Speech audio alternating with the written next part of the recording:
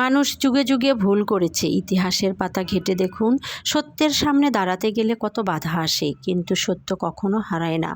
আজ আমরা এসেছি বগুড়া শেরপুর থানার সেই রহস্যময় স্থানে, যেখানে ঘুমিয়ে আছে এক মহামানব, হজরত শাহবন্দিগি রহমতুল্লাহ আলাইহি, এক সুফি, এক সত্য প্রচারক, এক মহাজাগ্রত আত্মা।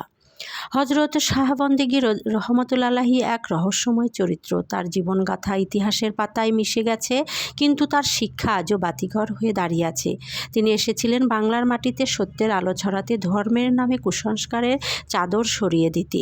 কোনো ঐতিহাসিক সূত্রে তিনি সেন আমলের মানুষ, কেউ বলেন তিনি সুলতানি যুগে ইসলাম প্রচারে আসেন, একদল ইতিহাসবিদ বলেন তিনি বল্লাল সেনের শাসনামলে বাংলার আগমন করেন। যে যুগেই আসুন, একটাই সত্য, তিনি ছিলেন সত্যের প্রচারক, ধর্মীয় অপব্যাখ্যার বিরুদ্ধে এক বলিষ্ঠ কণ্ঠ। শাহবন্দিগি রহমতুল্লাহ আলাইহি ছিলেন এক সত্যের সৈনিক, এক মহাপুরুষ, এক আলোর পথ প্রদর্শক। তার মাজার আমাদের ইতিহাস, আমাদের শিক্ষা। কিন্তু তার প্রকৃত শিক্ষা কি ছিল? কুসংস্কার নয়, ভক্তির নামে ভুল নয়, শুধু এক আল্লাহর দিকে ফিরে আসা। হ্যালো গাইস, ইতিহাস জানুন, সত্য জানুন, কুসংস্কারকে না বলুন। আপনার মতামত কমেন্টে জানান এবং সত্যের আলো ছড়িয়ে দিন। আর ভিডিওটি ভালো লাগলে অবশ্যই লাইক, কমেন্ট এবং শেয়ার করে পাশেই থাকুন।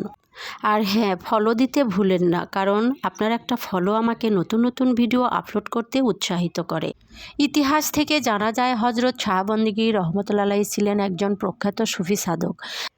তার পুরো নাম হজরত সদরুদ্দিন বন্দেগী রহমতুল্লাহ আলাইহি। তিনি বাংলার বিভিন্ন অঞ্চলে, বিশেষ করে শেরপুর থানায় ইসলাম প্রচারে গুরুত্বপূর্ণ ভূমিকা পালন করেন।